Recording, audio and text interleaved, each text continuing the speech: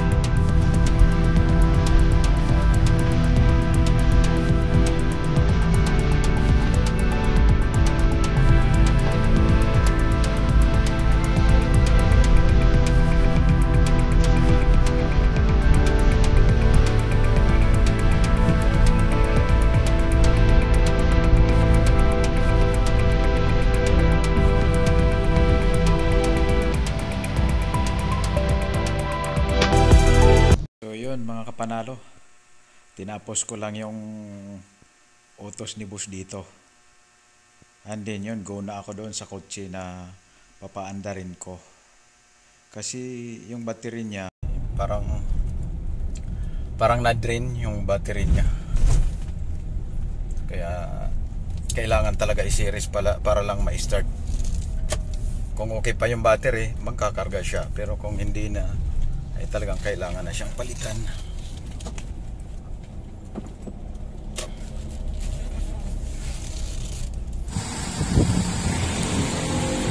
So ayan, pakita ko kung paano mag-series ng kotse hindi umi-start. Ito, kakabit ko na yung cable. Nandito yung cable. Buksan ko muna yung hood.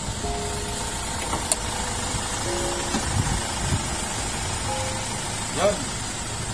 Saka to, buksan ko yung hood.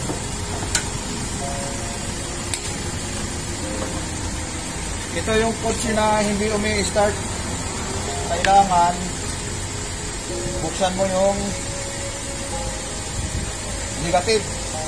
Saka dito din buksan ang negative, yung mga battery terminal. Kasi dito natin ikakabit yung mga cable papunta doon. Yan. So, ito na.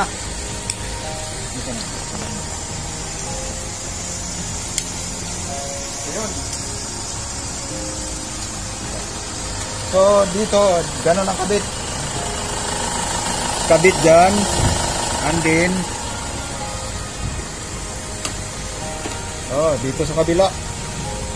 Kabit ganyan. Okay. Yun. Dito naman sa positive. Yan. Na kailangan positive to. Positive. Yun na. So, let's start. Pakita mo dyan ito sa positive. Start ko na, start. Dito lang sa'yo. So yun, i-start ko na muna. I-start ko na muna.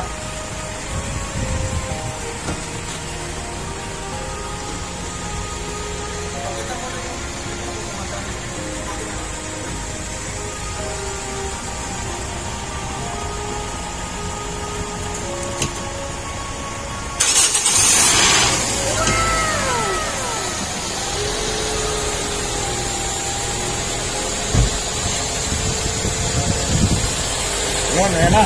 Umandar na siya. Ayos.